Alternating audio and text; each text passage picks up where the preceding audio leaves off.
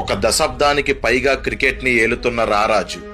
అతని పేరు వింటేనే గడగడలాడే ప్రత్యర్థులు. కొన్ని రోజులు ఫామ్ లో లేకపోయేసరికి తన పని అయిపోయిందనుకున్నారా? లాస్ట్ 5 మ్యాచ్లలో 3 50లు, 2 సెంచరీలు, 156 యావరేజ్ తో 469 రన్లు.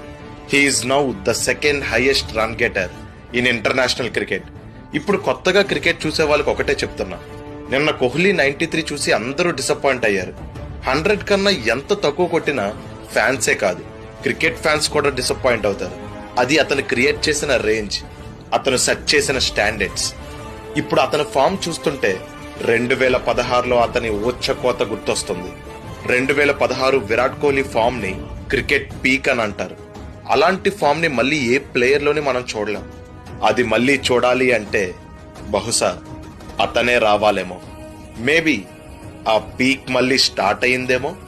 ఇది విరాట్ కోహ్లీ కంబ్యాక్ కాదు, అతని రూల్ ని రీస్టార్ట్ చేశాడు.